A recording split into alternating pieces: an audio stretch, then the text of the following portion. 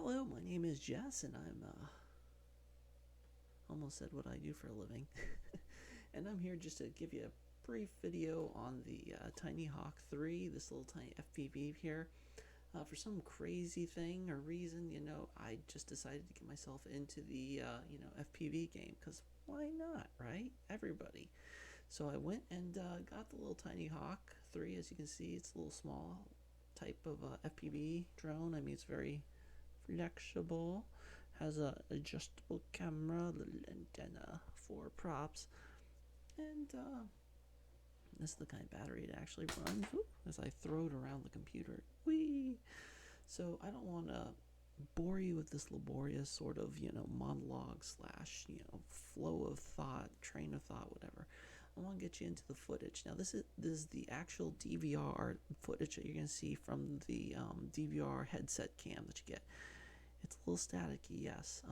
Right where I fly, there's a lot of 5.8 gigahertz Wi-Fi, every other type of possible high traffic density. I live near a couple of apartment complexes, so RF frequencies are just absolutely madhouse here. So you're gonna get a lot of static. So if you live out in the middle of nowhere, you're probably gonna have great transmission range and everything. Me, on the other hand, not so much. Weather-wise today, it's about 50, barely 50 degrees here. Also, the wind goes from, barely there to about moderate. So I'd say a decent strong, we're actually flipping the stick to try to compensate for the wind. So let me go ahead and play this video here for you.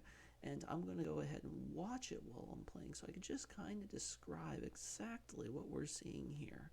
So 1, 2, 3, and we're in. Oh, my little intro thingy. Okay, so this is my first battery here. This is with the 450 milliamp Emax battery. That's this little guy here. These things weigh nothing. This one here had very low wind, and what you just saw there on the screen, you could totally tell that there's a lot of transmission garbage going on.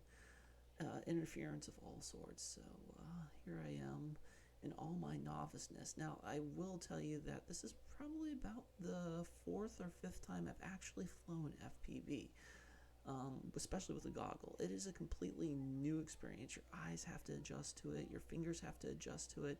It's not like flying like a regular, DJI, where it's kind of like, you take your hands off the sticks and everything's fine.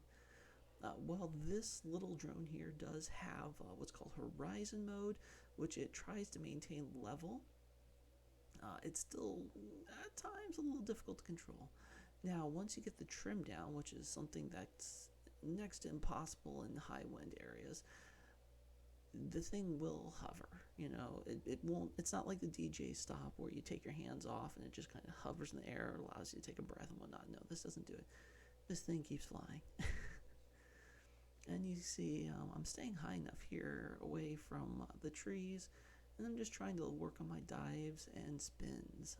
I'm sure there's a technical name for this, flip, bob, and weave, whatever. Okay.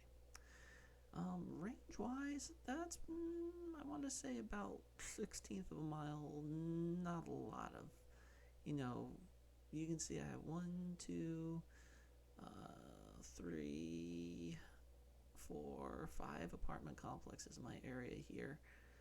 It's a holiday, so there's not much going on. And here we go, just working on the turns. The wind's picking up a little bit. You can't really see it in the trees, but that's what we get here. And we're flying back. Okay. I think I am a little bit concerned about the battery. I shouldn't be, but you can pretty much safely take these batteries down to like 3.5 from what I'm seeing of the other people who fly this little guy here.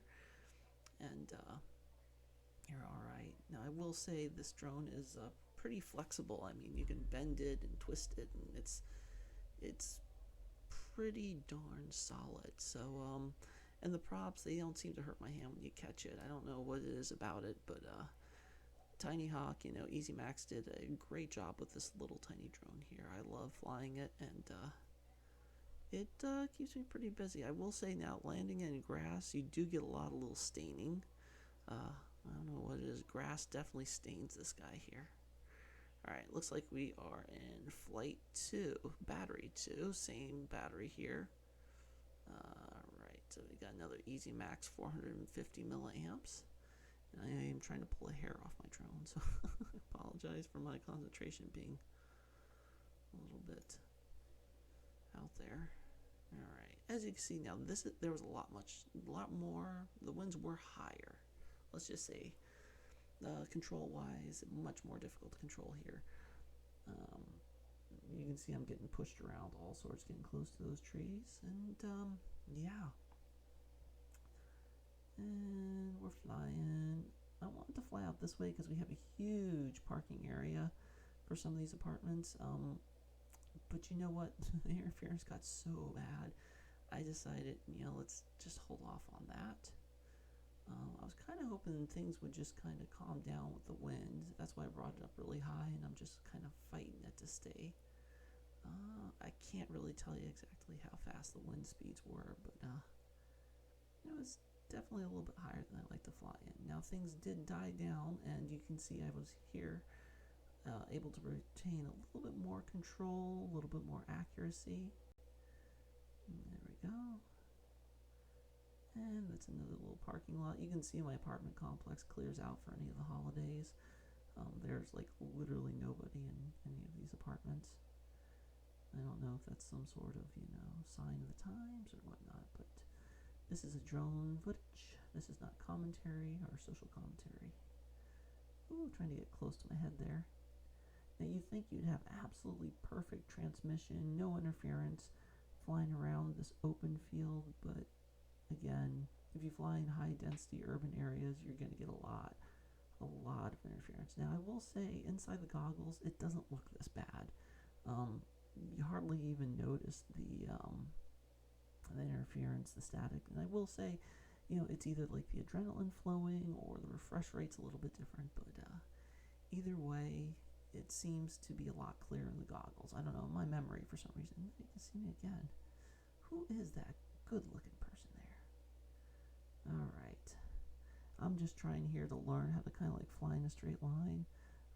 The wind's kind of pushing me. You don't see the trees flagging or anything crazy, but now I do have the little crosshair activated, and you can activate that in your settings, and when you do, it makes it so much easier to fly this thing. You kind of get into direction and go. I will say, adjustment-wise, with this little tiny headpiece here, this little guy can swivel all the way up for some pretty intense flying. I usually fly with it a little bit, like about that much. I'm not advanced. I fly in horizon mode, guys. I'm not going to be like, I'm total acrobatic or angle mode, whatever it is. No. I fly as easy as I can. I want this to be pleasurable. And another thing I really like about this little drone, you just pop up the headset, you kind of reorient yourself, and then, gosh darn it, hand catch the little bastard. And that completes 2 flights, and you can see flight times around about 1 or 2 minutes. Alright, that completes this video. Peace out. If you do get the TinyHawk 3 below, TinyHawk 3, comment below. Tell me if you like it or not. If not, oh well. Peace out. Bye.